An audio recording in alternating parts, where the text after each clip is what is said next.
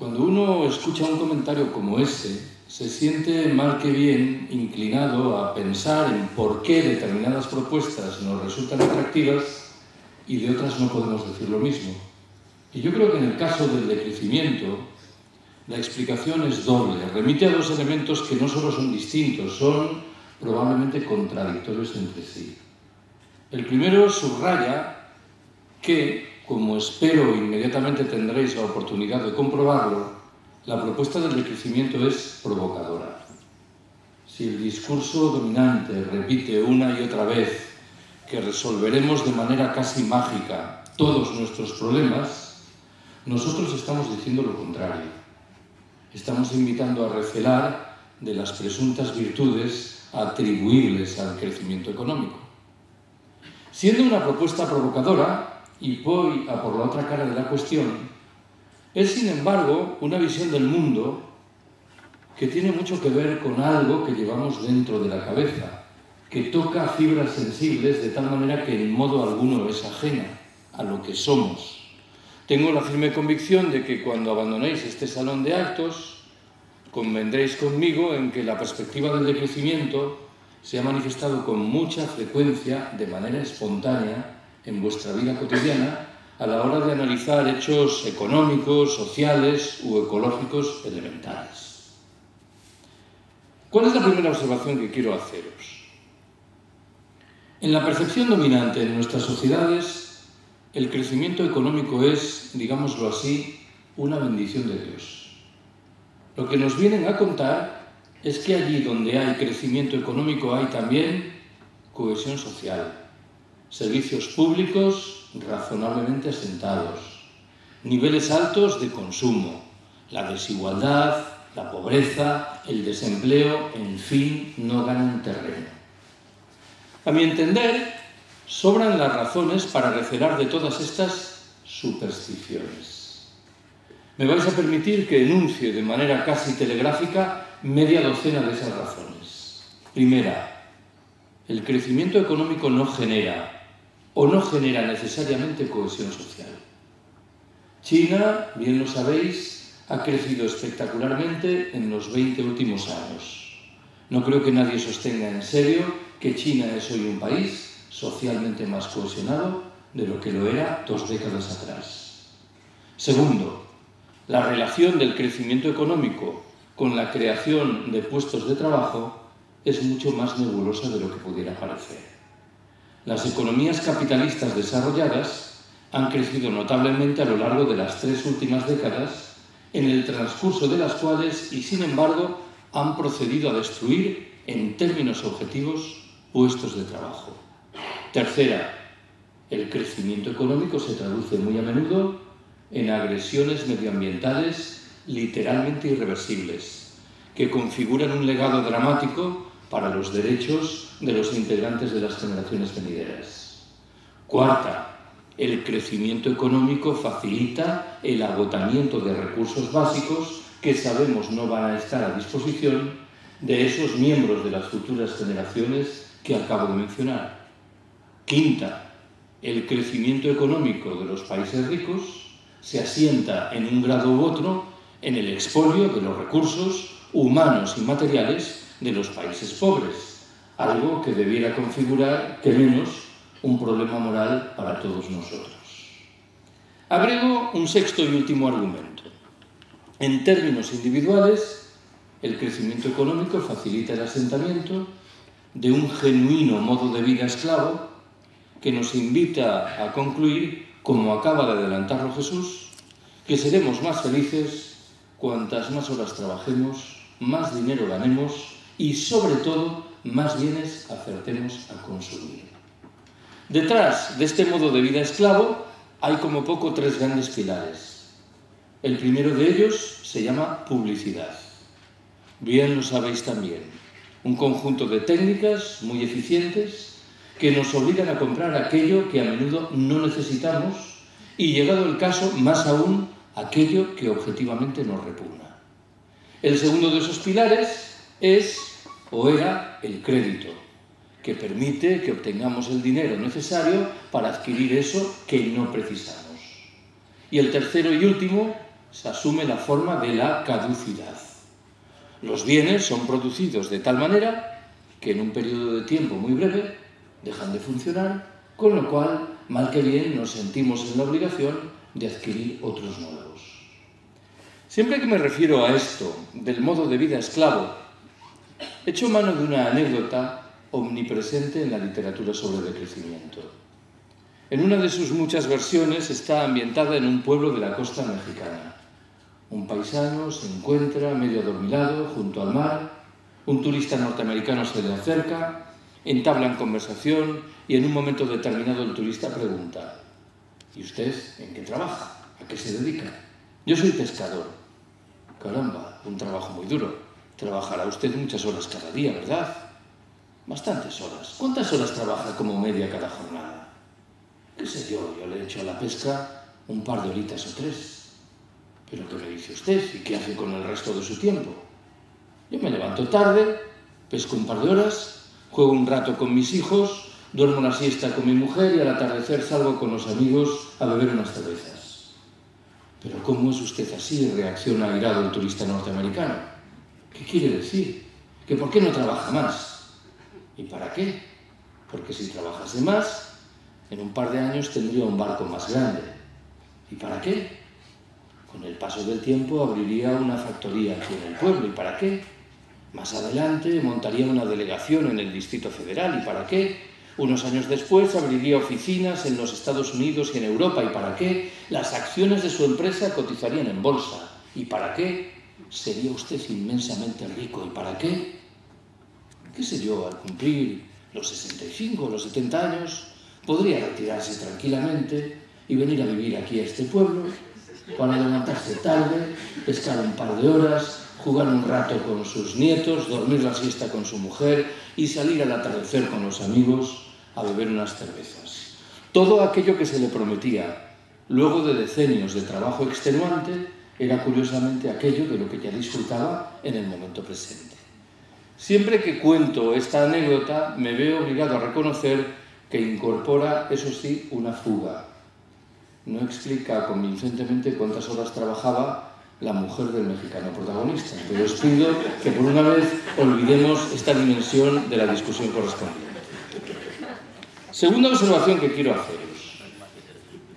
Somos con mucha frecuencia víctimas de las grandes cifras que se nos imponen y cuyo significado a duras penas acertamos a desentrañar.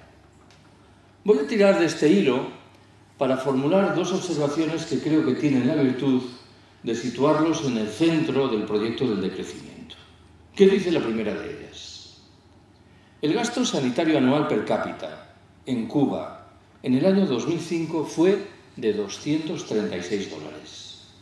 El gasto sanitario anual per cápita en los Estados Unidos en ese mismo año se elevó, en cambio, a $5.274. Retraduzco el significado de estas dos cifras. Por cada dólar per cápita que se gastó en sanidad en Cuba, se gastaron 20 en los Estados Unidos. Y sin embargo, en ese año, las cifras cubanas en materia de esperanza de vida al nacer y mortalidad infantil resultaron ser llamativamente muy similares a las norteamericanas. No solo eso, la Organización Mundial de la Salud establece cada año un ranking en el que pretende considerar cómo los habitantes de los diferentes países valoran los sistemas sanitarios respectivos. En el año 2005, en ese ranking, a Cuba le correspondía el puesto 36 del planeta, frente al lugar 72 que tocaba a los Estados Unidos. Supongo que intuís por dónde quiero ir. En nuestro conocimiento económico convencional, si yo dedico a determinada actividad 20 veces más recursos que tú, por lógica obtendré prestaciones sensiblemente superiores a las que alcanzarás tú. El ejemplo que acabo de proponeros desmiente el presunto valor universal de esta norma general que acabo de enunciar.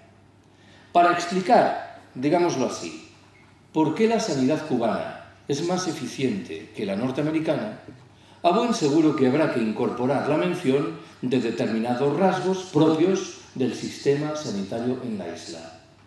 pero habrá que prestarle atención también, y a esto voy, a determinadas consecuencias paradójicas, inesperadas, de la escasez y, en su caso, de la pobreza. ¿En qué estoy pensando? En Cuba, en un escenario de escasez, la dieta alimentaria registra una presencia muy notable de frutas y de verduras. Algo que, bien sabéis, no es común en las sociedades opulentas y que tiene, sin embargo, un efecto positivo en términos del estado de salud general. Lo mismo digo de la precariedad del sistema de transportes en la isla, que obliga a los cubanos a caminar o, en su defecto, a utilizar la bicicleta. De nuevo, con consecuencias positivas en términos del estado de salud general. Voy a por el segundo caso que me interesa rescatar. La renta per cápita en los Estados Unidos es hoy casi 4 veces superior, en términos reales, a la que se registraba 80 años atrás al concluir la Segunda Guerra Mundial. Y, sin embargo, de un tiempo a esta parte, todas las encuestas concluyen que ha ido creciendo y notablemente el porcentaje de ciudadanos norteamericanos que confiesan ser cada vez menos felices. Una encuesta realizada allá por el año 2007, antes de la crisis, concluía que un 49% de los norteamericanos declaraban ser cada vez menos felices, frente a solo un 26% que afirmaba lo contrario. Estamos obligados, parece, a preguntarnos por esta llamativa realidad, la de un país que se ha beneficiado de un notabilísimo crecimiento económico, que ha incorporado maravillosas tecnologías teóricamente liberadoras, pero que, sin embargo, no parece en condiciones de garantizar el bienestar de la mayoría de sus habitantes. Todos y todas hemos empleado alguna vez esa máxima que reza que el dinero no hace la felicidad. Administrémosla con muchísima prudencia. Es verdad que en los estadios iniciales del desarrollo, la disposición de dinero, de recursos, de riqueza, tiene que ver, claro que sí, con nuestro bienestar. Si yo me estoy muriendo de hambre y empiezo a comer, hay un cambio sustancial y para bien en mi estilo de vida. Sobran las razones para argumentar, sin embargo, que dejados atrás esos estadios iniciales del desarrollo, el hiperconsumo al que a menudo nos entregamos en las sociedades opulentas es antes un indicador de infelicidad general que una señal de bienestar exultante. Lo digo de otra manera, invocando una vez más el sentido común imperante en nuestras sociedades, que en este caso concluyen que desde mucho tiempo atrás cada nueva generación que entra vive mejor que las anteriores. Mi abuelo vivió mejor que mi bisabuelo, mi padre vivió mejor que mi abuelo, yo he vivido mejor que mi padre. ¿Estamos en condiciones de afirmar que los jóvenes que entran ahora en el mercado de trabajo, es una manera de hablar, van a encontrar efectivamente un empleo? ¿Se van a beneficiar, en su caso, de un subsidio de paro? ¿Van a cobrar dentro de 40, 50 o 60 años una pensión? Me temo que nadie está en condiciones de responder de manera taxativamente afirmativa a todas estas preguntas que nos emplazan delante de una genuina crisis, no del sistema financiero, sino de nuestra civilización como un todo. Tercera apreciación que quiero haceros. Detrás de la propuesta del decrecimiento hay una conciencia clara en lo que se refiere a un problema principal: los límites medioambientales y de recursos. Si vivimos en un planeta con recursos limitados, no parece que tenga mucho sentido que aspiremos a seguir creciendo ilimitadamente. A efectos de retratar la condición de este problema, voy a rescatar 3 metáforas distintas que creo tienen la virtud de describir varias aristas también diferentes. ¿Qué dice la primera de esas metáforas? Estamos en un barco que se mueve a una velocidad de 25 nudos, camino de un acantilado con el que inexorablemente, a menos que cambiemos drásticamente de rumbo, vamos a chocar. ¿Qué es lo que hemos hecho en los últimos años al calor, por ejemplo, del célebre protocolo de Kioto? Hemos reducido un poco la velocidad del barco. Ya no nos movemos a 25 nudos, sino a 23. ¿Qué significa esto? Significa que si el pronóstico inicial sugería que tardaríamos 50 días en chocar con el acantilado, hoy sabemos que tardaremos 53. No parece que la cosa sea de mucho consuelo. El problema principal, que es el rumbo del barco, el crecimiento económico, no lo hemos encarado. Que vaya la segunda de las metáforas, que bebe de la condición del barco tal vez más conocido de la historia, el Titanic. ¿Por qué murió tanta gente en el Titanic? Por una razón fácil de identificar. Los botes salvavidas no permitían acoger a tantos seres humanos como se hallaban a bordo de ese barco. Esto, en términos claros de la metáfora, tenía remedio. La respuesta es sí. El remedio pasaba por desmantelar los camarotes de lujo del Titanic y utilizar la madera para construir nuevos botes salvavidas. Permitidme que subraye lo que en este caso está implícito en la metáfora.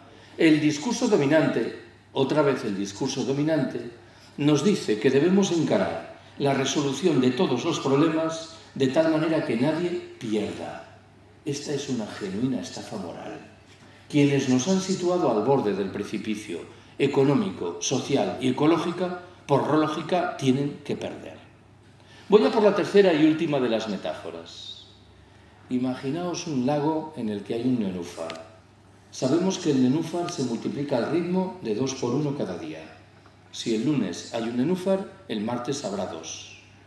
Sabemos también que conforme a ese ritmo de multiplicación, el lago estará repleto de nenúfares al cabo de 20 días, con lo cual las plantas, faltas de espacio vital, perecerán. Si yo ahora os preguntase, ¿en cuál de esos 20 días pensáis que el lago estará cubierto en su mitad por nenúfares? Un procedimiento de razonamiento rápido y espontáneo tal vez aconseje responder el día 10. No es la respuesta correcta. La respuesta correcta, inmediatamente os percataréis, es el día 19. El día 19 los nenúfares ocuparán la mitad del lago. Como quiera que se multiplican por 2 cada día, el día 20 colmarán todo el lago. El día 18 los nenúfares ocuparán una cuarta parte del lago. El 17 una octava parte. El 16 una 16ª parte. Pongamos por caso que estamos en el día 16. Alguien dirá, no es tan grave lo que hemos hecho. Al fin y al cabo solo hemos dañado una 16ª parte de la superficie del planeta Tierra. Pero alguien replicará, me temo, con mejor criterio. Hemos puesto en marcha un proceso endiabladamente rápido, de tal manera que nos quedan solo 4 días. Y de tal manera, por añadidura, que cuanto más demoremos nuestra intervención, mayores esfuerzos, energías y recursos serán necesarios. Detrás de estas metáforas que acabo de transmitiros, hay un concepto importantísimo para explicar muchas cosas.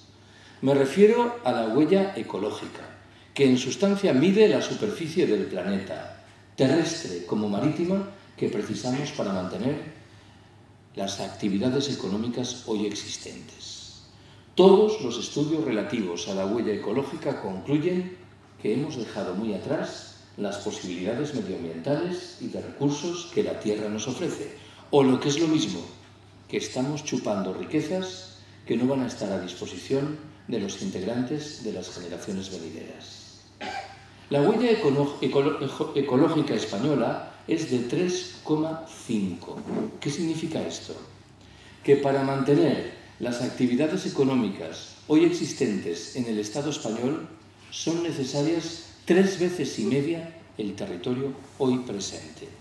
¿Cómo se solventa este problema? Reduciendo los derechos de los integrantes de las generaciones venideras y acrecentando la presión sobre los países pobres. Con toda certeza alguien ha calculado ya la huella ecológica de la isla de Fuerteventura, que con toda certeza también está muy por encima de ese 3,5 que acabo de mencionar. Ante una situación tan delicada como esta, me siento siempre en la obligación de rescatar 2 opiniones que formuló en su momento uno de los pensadores que más admiro, el fallecido filósofo greco-francés Cornelius Castoriadis. hace tal vez 20 años, Castoriadis confesó que le producía mitad fascinación, mitad indignación comprobar cómo las personas que entre nosotros reivindican reformas políticas, económicas y sociales radicales son inmediatamente descalificadas como si se tratase de soñadores incorregibles. En tanto en cuanto y en cambio, de manera sorprendente, nuestros dirigentes políticos, que en el mejor de los casos miran a 2 años vista las próximas elecciones, se nos presentan como personas ecuánimes que tienen respuestas objetivas a todos los problemas importantes. Castoriadis agregó que en un escenario tan delicado como este, deberíamos actuar como lo haría lo que llamaba, utilizando una expresión nativa, el pater familias diligens, el padre de familia diligente. El ejemplo que proponía era un poco truculento. Decía, imaginemos un padre al que le comunican que es muy posible que su hijo tenga una gravísima enfermedad. Parece que ese padre solo podrá reaccionar de una manera, colocando a su hijo en manos de los mejores médicos para que determinen si el diagnóstico es certero o no lo es. Ese padre, en cambio, parece que no podrá reaccionar diciendo, bien, si es posible que mi hijo tenga una gravísima enfermedad, también es posible que no la tenga, con lo cual me voy a quedar cruzado de brazos. Esto me temo que es lo que la especie humana está haciendo delante de la crisis ecológica. Cuarta observación que quiero haceros. Estoy en la obligación de dar cuenta del sentido de fondo de una propuesta central que nace del proyecto del decrecimiento. Para explicarlo, voy a rescatar algo que ocurrió entre nosotros hace 30 años, en la forma de una confrontación que se verificó entonces entre un movimiento pacifista que empezaba a asomar la cabeza y lo que hoy llamamos los sindicatos mayoritarios. La discusión hacía referencia al futuro de la industria del armamento. Los pacifistas decíamos, hay que cerrar esas fábricas. Los sindicatos respondían, hay que preservar los puestos de trabajo. Lo que estamos afirmando es que un debate de la misma naturaleza debe cobrar cuerpo entre nosotros, en los años venideros, bien que ampliado a otros muchos sectores económicos, que están en el origen del crecimiento imparable de la huella ecológica. Estamos diciendo, de manera más precisa, que hay que reducir sensiblemente la actividad productiva de la industria del automóvil, de la aviación, de la publicidad, de la construcción, cómo no, de la industria militar. Alguien replicará inmediatamente, si actuamos de esta manera, generaremos millones de desempleados en los Estados miembros de la Unión Europea. ¿Cómo haremos frente a este problema innegable? Utilizaremos 2 grandes recursos. En primer lugar, estimularemos el desarrollo de aquellos segmentos de la economía que guardan relación con la atención de las necesidades sociales insatisfechas y con el respeto del medio natural. Si queremos decirlo así, estos sectores de la economía seguirán creciendo. Y en segundo término, procederemos a repartir el trabajo en los segmentos de la economía convencional que inevitablemente seguirán existiendo. El efecto principal de la combinación de estos 2 factores será, en términos individuales, que trabajaremos menos horas y más gentes, que disfrutaremos de mucho más tiempo libre, que acrecentaremos nuestra alicaída vida social y que reduciremos, cuando ello sea posible, nuestros niveles de consumo. Creo yo que este horizonte es claramente preferible al vinculado con lo que antes describí como un modo de vida esclavo. Estoy en la obligación, con todo, de formular 2 precisiones sobre lo que acabáis de escuchar. La primera enuncia una obviedad. No estamos diciendo que hay que llevar a cero los niveles de producción y de consumo. Esto sería absurdo. Estamos diciendo que hay que reconstruir niveles de producción y de consumo compatibles con la huella ecológica. Un estudio realizado en el Estado español por Ecologistas en Acción concluyó, por ejemplo, que habría que llevar los niveles de consumo energético a los propios del año 1996. No se trata de volver, como dicen algunos, a la edad de la piedra. 1996 no es la edad de la piedra. aunque dicho sea entre paréntesis y en voz baja, tal vez La edad de la piedra tiene más virtudes de lo que una primera lectura invitaría a concluir. Formulo la segunda precisión. Me interesa muy mucho subrayar que el proyecto del decrecimiento no tiene un cariz triste y sombrío.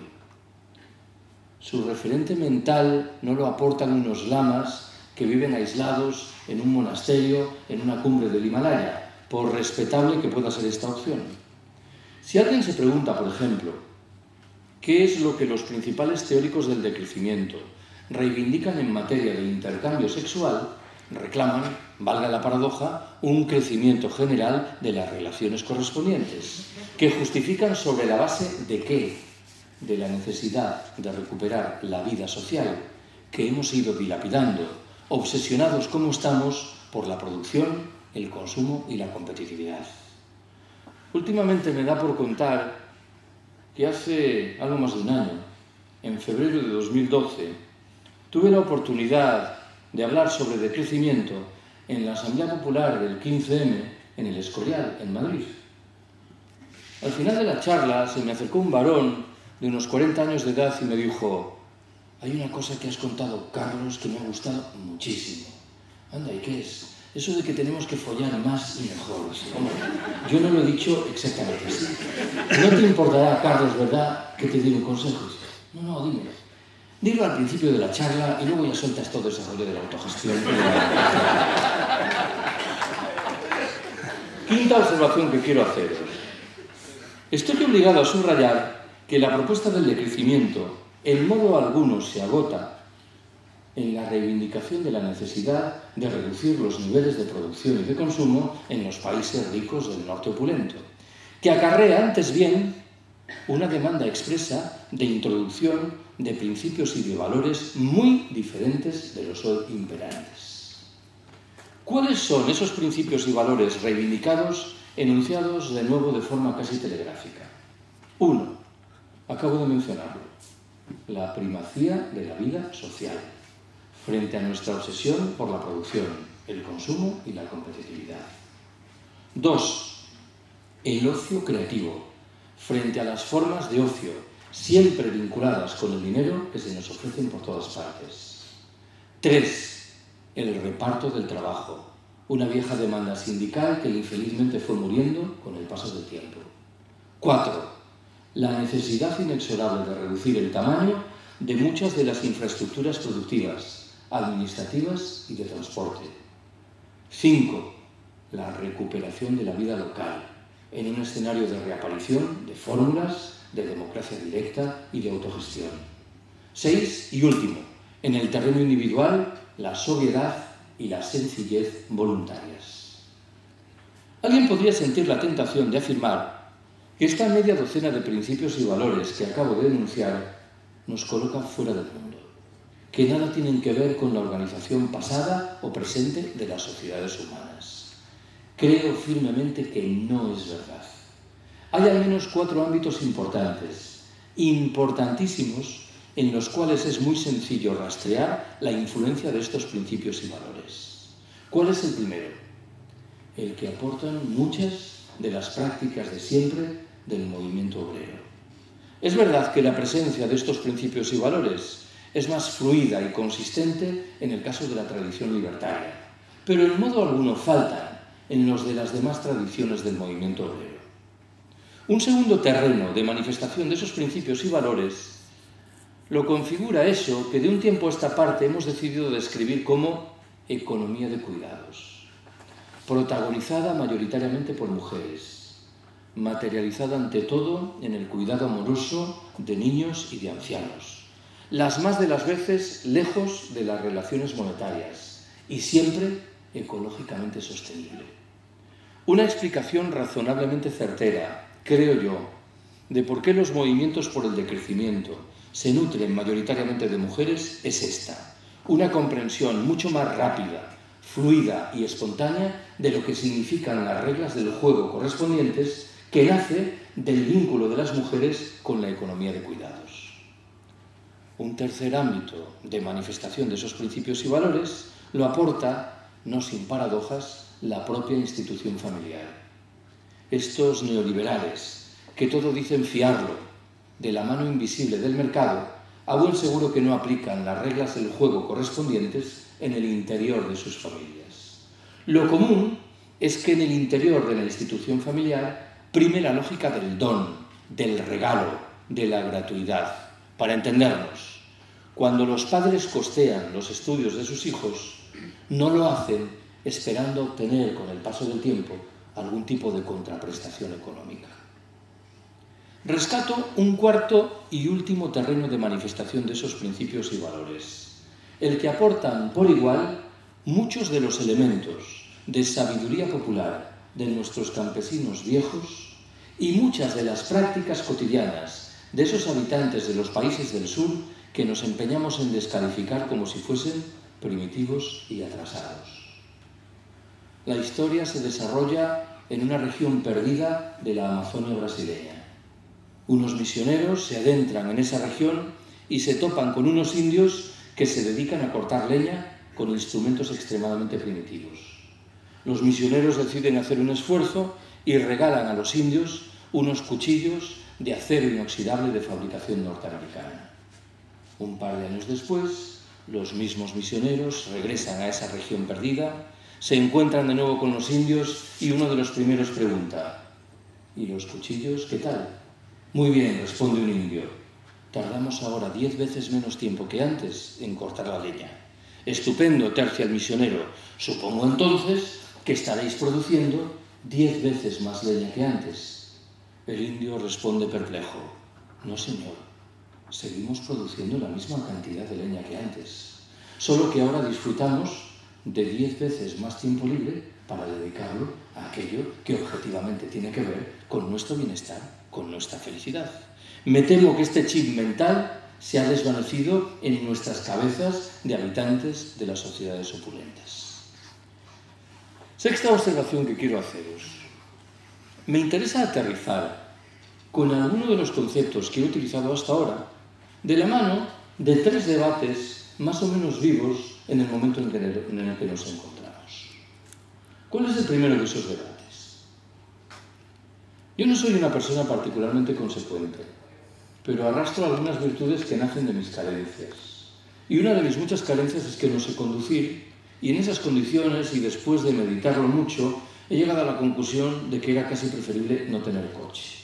Bueno, alguien se preguntará si en la ciudad en la que vivo, en Madrid, echo de menos disponer de un automóvil. La respuesta fácil y rotunda es no. Veamos las cosas con un poco de detalle. Yo vivo en Vallecas, que probablemente sabéis que es un populoso barrio situado al sureste de Madrid. Desde el portal de mi casa, caminando, hay 4 minutos hasta un apeadero de la Renfe de cercanías. Por término medio, tardo en llegar unos 50 minutos desde ese portal en tren a mi despacho en la Universidad Autónoma de Madrid, situada al norte de la ciudad. ¿Qué es lo que ocurriría si dispusiese de un automóvil? Es verdad que muchos días llegaría antes. Tardaría, qué sé yo, 25, 30, 40 minutos. Pero no es menos cierto, primer problema, que otros días no sabría a qué hora llegaba. Bien intuís a qué me refiero. Claro, si me veo inmerso en uno de los gigantescos atascos comunes en las grandes ciudades y resulta que tengo clase a las 8:30 de la mañana y hay 60 alumnos esperándome, mal negocio es el que me invita a llegar 40 minutos tarde. En segundo lugar, creo que no preciso justificar que el tren, en términos medioambientales, es claramente preferible al automóvil. Tanto más cuanto que lo común, bien lo sabéis, es que este último vaya ocupado por una única persona. En tercer lugar, el tren me resulta inconmensurablemente más barato.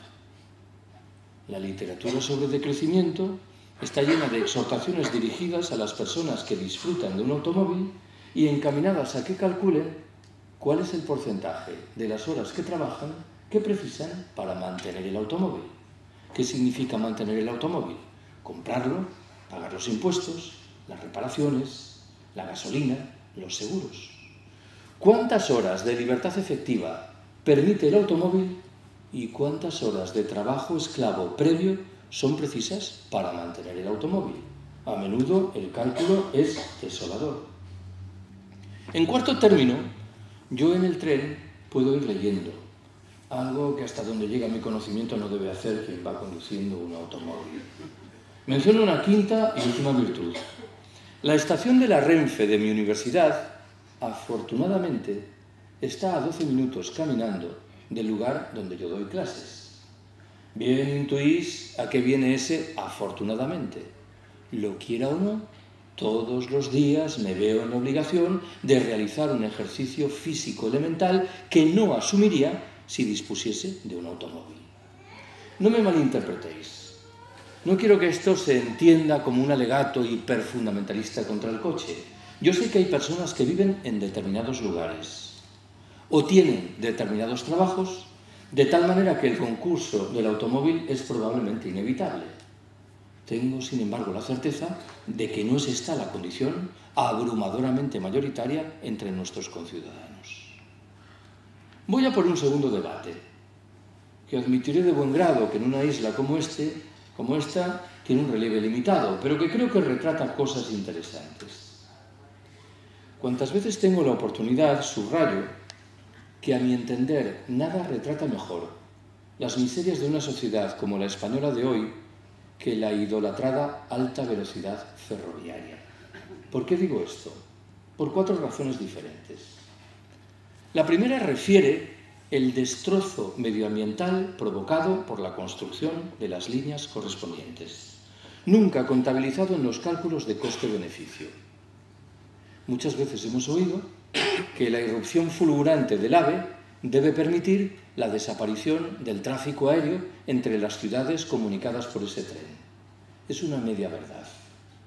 El tráfico aéreo entre Madrid y Barcelona se ha reducido, pero en modo alguno ha desaparecido. ¿Por qué? Por una razón que a buen seguro conocéis. Es extremadamente sencillo encontrar billetes de avión mucho más baratos que los que la Renfe ofrece para el AVE. Las cosas como fueren, el AVE no es ninguna bicoca ecológica. Un tren que se mueve a una velocidad de 300 km por hora consume 9 veces más energía que otro que lo hace a una velocidad de 100 km por hora. Segundo dato relevante. En España, esa irrupción fulgurante del AVE que acabo de mencionar ha coincidido en el tiempo con el cierre de muchas de las líneas del ferrocarril convencional. Cierre que se ha justificado sobre la base de la idea de que no eran rentables. Pregunto yo, si los recursos faraónicos que se han asignado a la construcción de las nuevas líneas de AVE y los que se han destinado en paralelo a la construcción de autovías y autopistas se hubiesen desviado, siquiera parcialmente, para modernizar el sistema de ferrocarril convencional, ¿podríamos afirmar que este último no es rentable? Se descapitalizan las inversiones en el ferrocarril convencional y se presenta el resultado final como una realidad inexorable que obliga a cerrar las líneas correspondientes. Tercer dato de relieve. Las líneas de alta velocidad mejoran las comunicaciones entre las ciudades lógicamente grandes que están en los extremos correspondientes.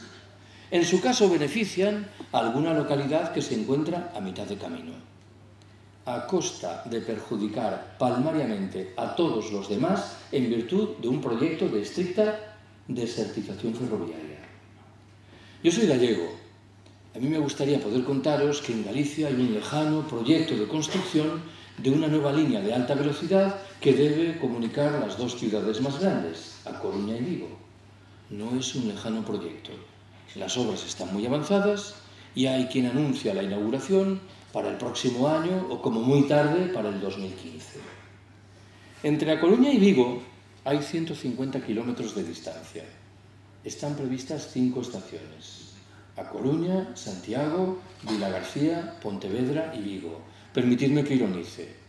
Estoy imaginando al tren de alta velocidad acelerando en la salida de la estación de Vilagarcía de Arousa para frenar inmediatamente y entrar en la de Pontevedra a 20 kilómetros de distancia. Para cuestionar esto no hace falta ser ingeniero.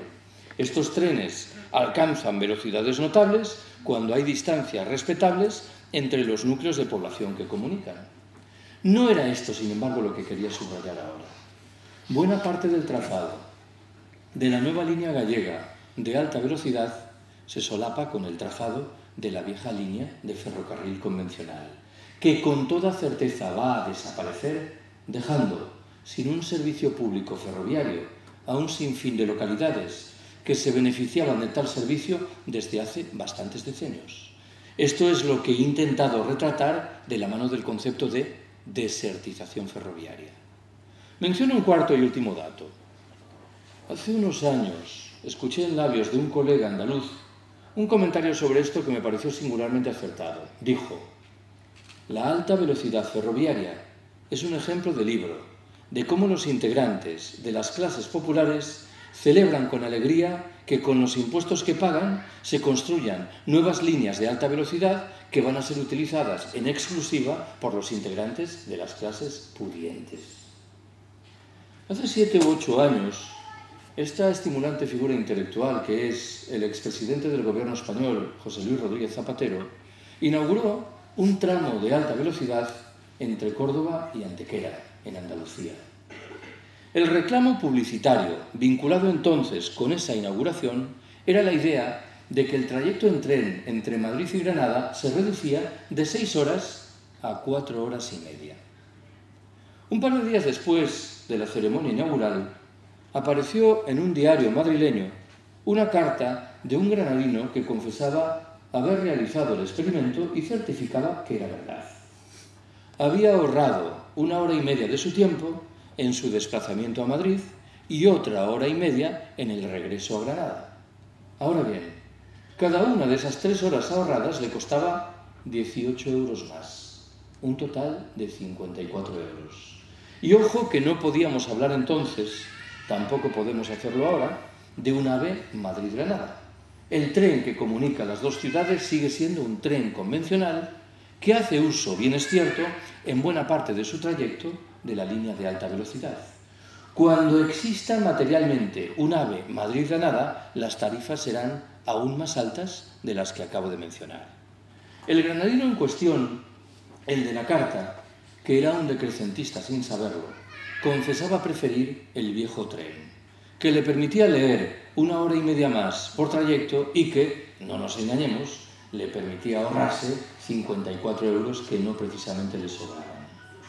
Hace bastante menos tiempo, en el otoño de 2010, mi paisano, el entonces ministro de Fomento, el señor Blanco, convocó en Madrid una rueda de prensa para promocionar la nueva línea de AVE que debía comunicar, lo hace ya, Madrid y Valencia. En el transcurso de esa rueda de prensa, echó mano de una estimación estadística desoladora. Dijo: la nueva línea de alta velocidad, Madrid-Valencia-Madrid, está llamada a permitir que se reduzca en un 55% el tráfico aéreo entre esas dos ciudades, en un 25% el tráfico en automóvil y en un 5% el tráfico en autobús. Permitidme que extraiga la conclusión que entiendo que es inevitable de lo que dijo Blanco. Hemos invertido miles de millones de euros de dinero público para prestar una nueva infraestructura ferroviaria llamada a permitir que la mitad de los ricos que viajaban en avión entre Madrid y Valencia cambien al tren, mientras la abrumadora mayoría de los pobres que se desplazaban en autobús van a seguir desplazándose en autobús. Esto que os cuento conduce a formular una pregunta que puede parecer tontorrona, pero que a mi entender da en el clavo de la cuestión. ¿Quién tiene tanta prisa en la vida como para necesitar llegar en 1 hora y 35 minutos de Madrid a Valencia? Respondo: los ejecutivos de las grandes empresas.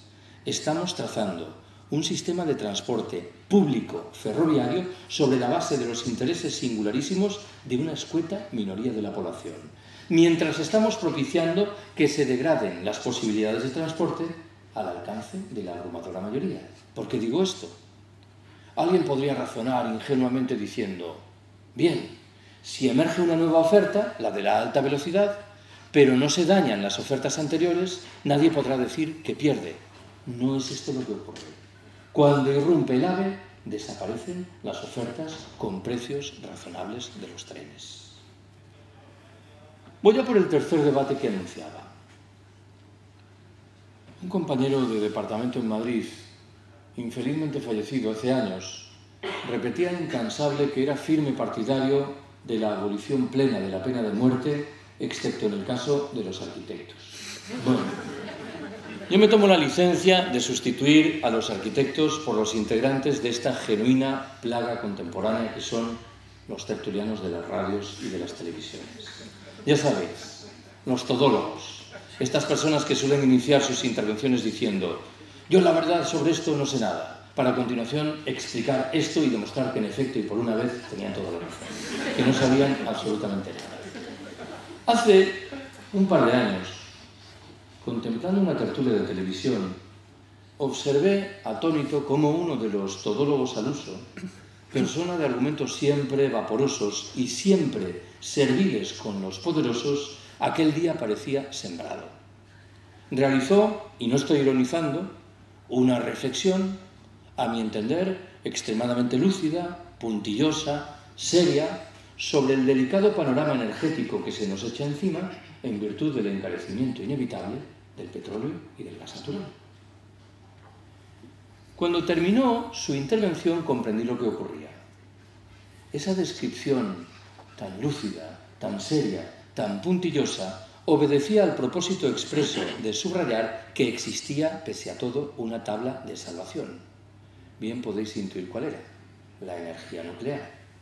Estaba claro que había sucedido. Este buen señor había comido la víspera con un responsable de prensa de una de las empresas del sector atómico que le había explicado qué es lo que debía argumentar para justificar la conclusión de que la única salida llegaba de la mano de la energía nuclear. A estas alturas conviene que no nos dejemos engañar. Los pronósticos sugieren que en el planeta hay uranio para 40 o 45 años. Quienes piensan que la energía nuclear debe ser nuestra tabla de salvación anuncian que habrá que multiplicar al menos por 3 el número de centrales atómicas hoy existente. El cálculo aritmético es sencillo. Tendremos uranio para 15 años. Nadie sabe qué hacer con los residuos generados por las centrales.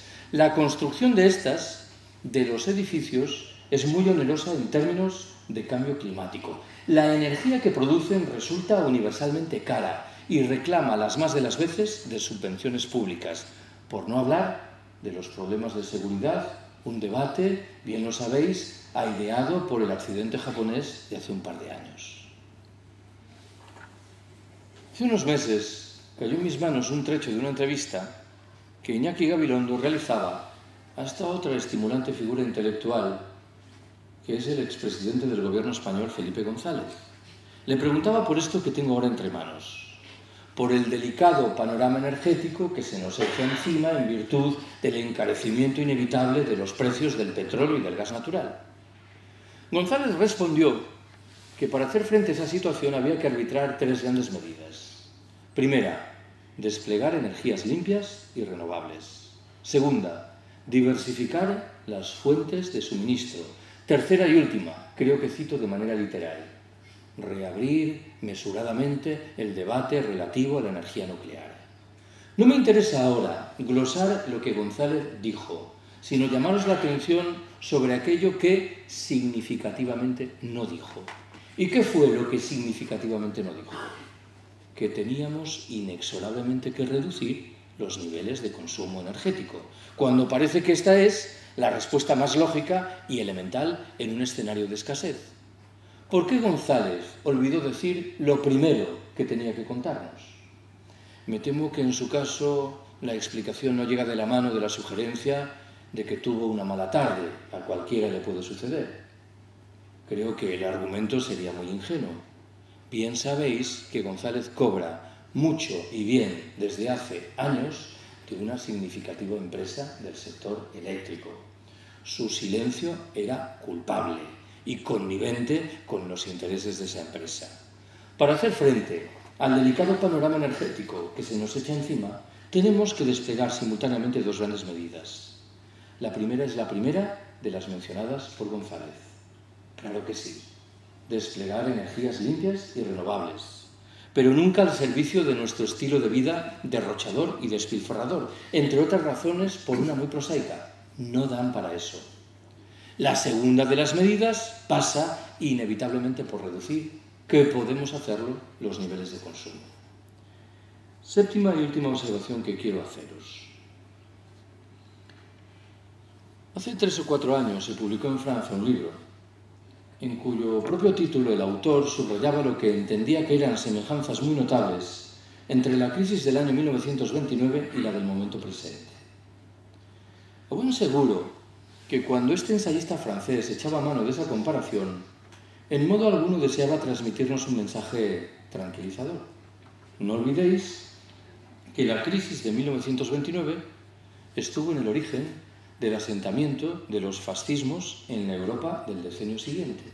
Estuvo en el origen, si así lo queremos, de la propia Segunda Guerra Mundial. Yo tengo la impresión, sin embargo, de que el diagnóstico se queda corto. ¿Por qué?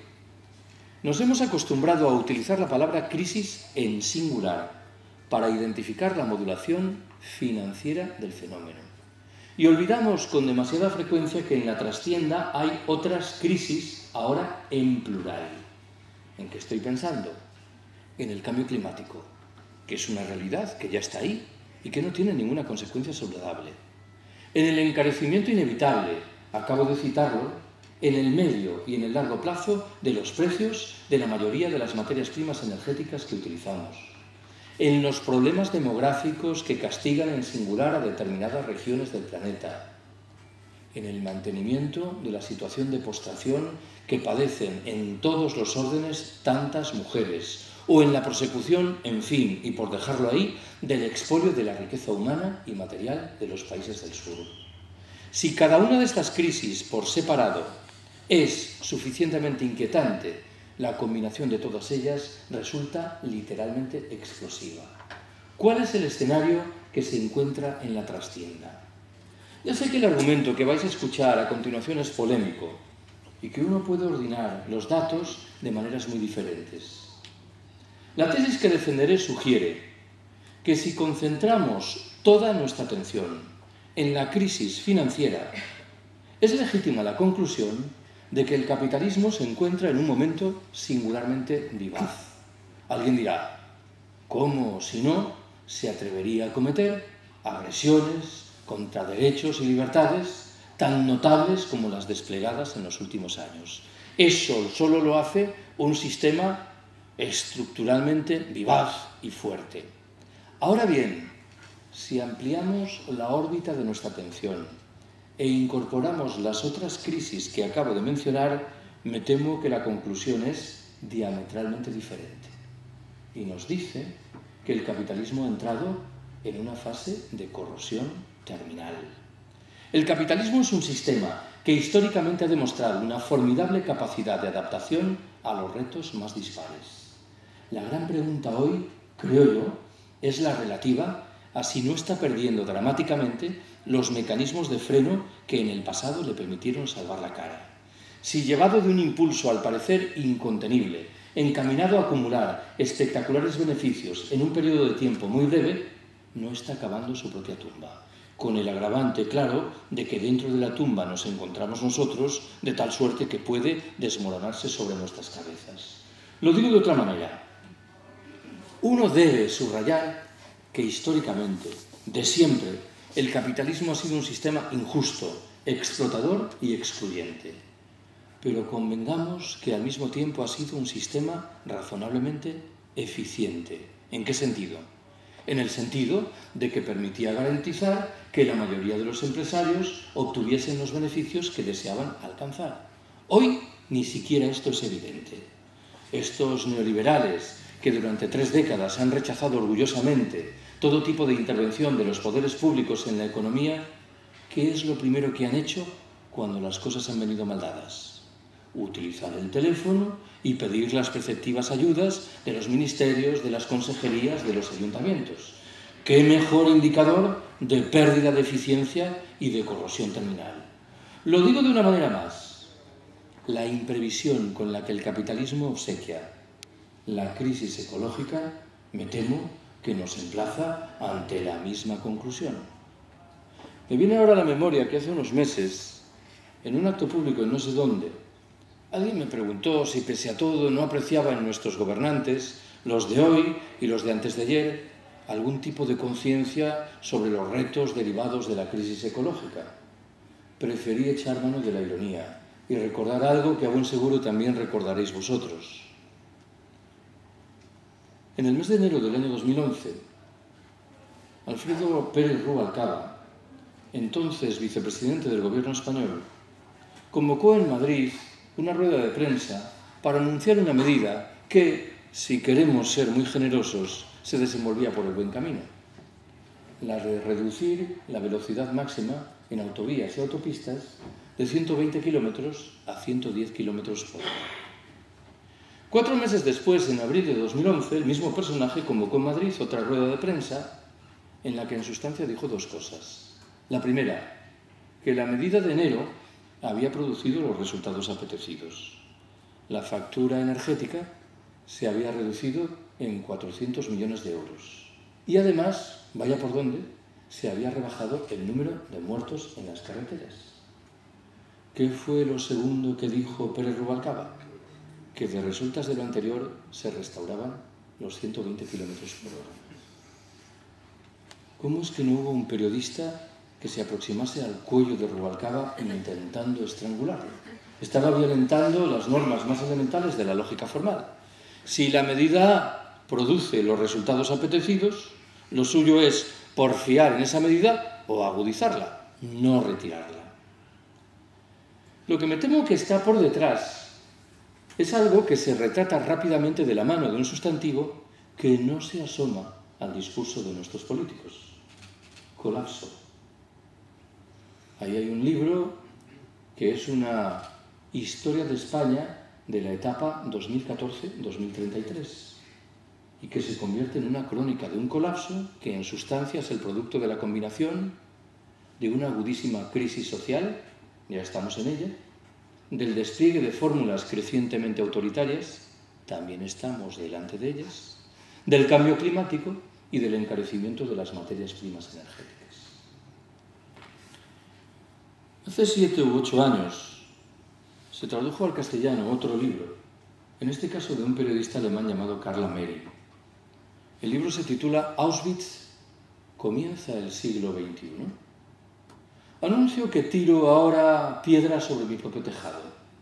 He dicho hace unos minutos que no apreciaba que en el capitalismo hubiese ninguna capacidad de previsión ante los retos derivados de la crisis ecológica.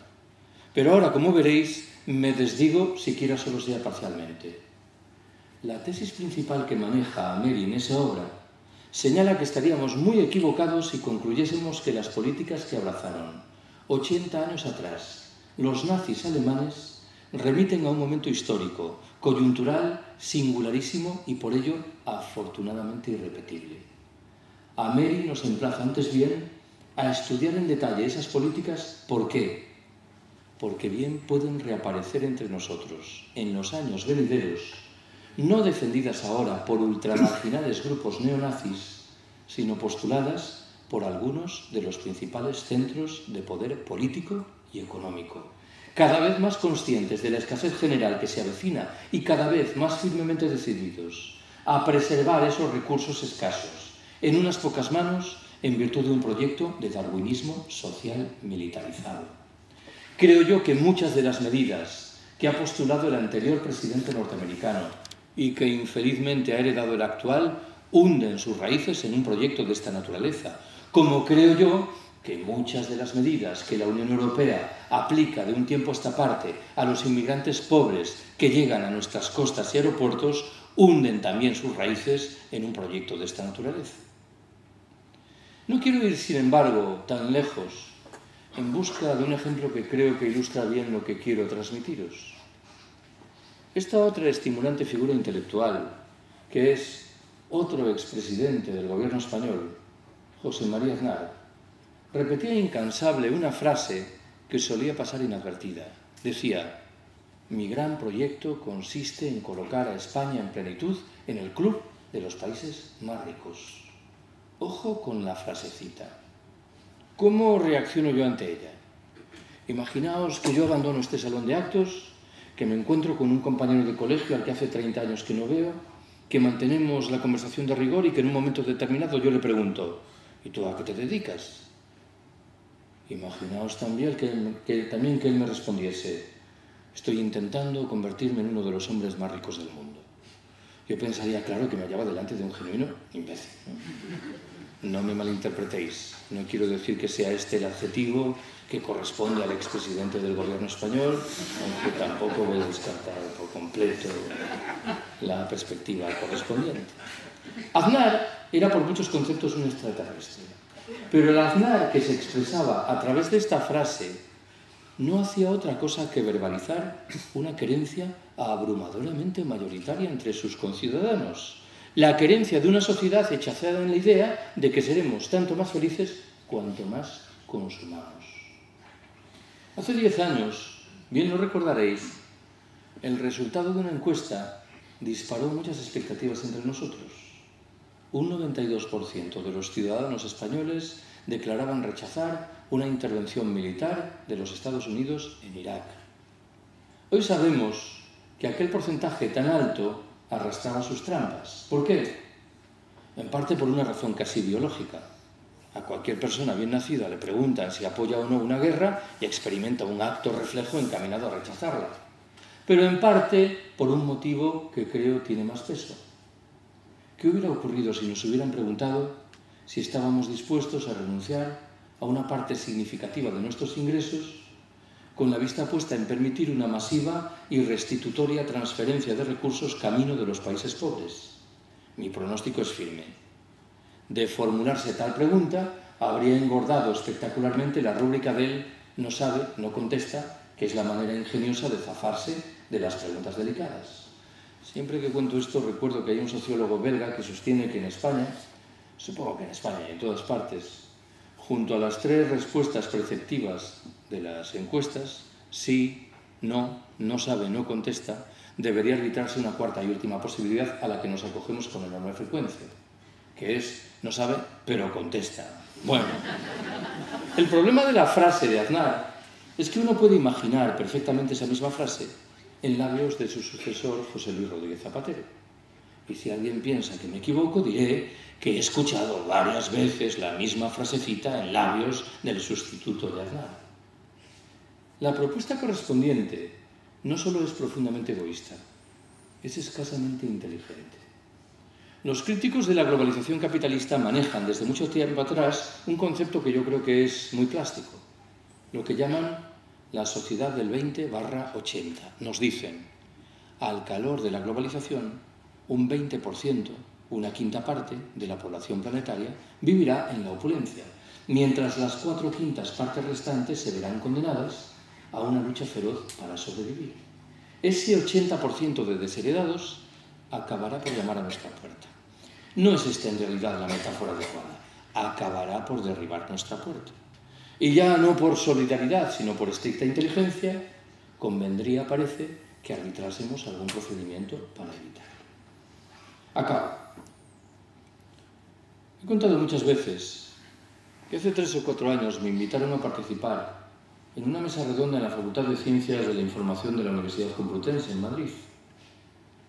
La compartí con una mujer que, según me explicaron, era una de las estrellas en ascenso de televisión española, sometida a los dardos críticos del Partido Popular, que entendía que era una izquierdista desbocada. No estoy hablando, aclaremos las cosas, de Ana Pastor, que es lo que estáis pensando todos. Pues no. A mí me correspondía hablar del decrecimiento, y a esta mujer le tocaba hacerlo de las manipulaciones en los medios de comunicación. No eran 2 materias que, al menos en una primera lectura, tuviesen demasiada relación entre sí. Lo cierto es que cuando llegó el momento del debate, yo enuncié una queja. Dije, me parece llamativo y lamentable que en esos programas matinales de televisión, por los que en el transcurso de los 2 últimos años han pasado centenares de políticos, de economistas, de sindicalistas, nadie haya tenido la oportunidad de guardar las distancias con respecto a las presuntas virtudes del crecimiento económico. Nadie haya tenido la ocasión de explicar en tiempo y modo qué es esto del decrecimiento. El caso es que esta chica reaccionó inmediatamente y se comprometió a garantizar que al menos en su medio de comunicación, Televisión Española, ese silencio, ese vacío, tocaría a su fin. Vaya por delante que no volvimos a saber nada más de ella. Recuerdo, eso sí, perfectamente qué fue lo que me dijo cuando nos despedíamos. Se me acercó muy solícita y me preguntó: oye, Carlos, esto del decrecimiento no será una cosa un poco revolucionaria, ¿verdad? Como podéis intuir, yo la miré con absoluta perplejidad, sin saber muy bien qué responder, entre otras razones por una muy material. Tenía al alcance de la mano dos respuestas completamente diferentes entre sí y las dos perfectamente legítimas. La primera hubiera consistido en decir: pues mira, sí, ¿para qué te vamos a engañar? Si estamos reivindicando la primacía de la vida social, la democracia directa y la autogestión, habida cuenta de por dónde discurren las reglas del juego dominantes en nuestra sociedad, describir eso como revolucionario parece más que respetable. Pero tenía al alcance de la mano una respuesta completamente diferente, que hubiera consistido, mal que bien, en decir: pues mira, no, este es un proyecto que nace en la cabeza de gente muy tranquila, cada vez más preocupada por el derrotero que la especie humana está imprimiendo al planeta Tierra, y que en tal sentido ha decidido colocar en primer plano los derechos de los integrantes de las generaciones venideras y también, por cierto, los de las demás especies que nos acompañan en este planeta.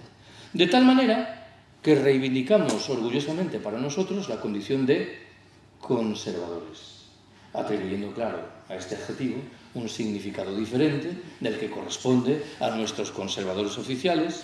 Bien lo sabéis, cuarta estimulante figura intelectual, el señor Rajoy, que invoca en el testimonio de su primo de Sevilla para negar que el cambio climático sea una realidad.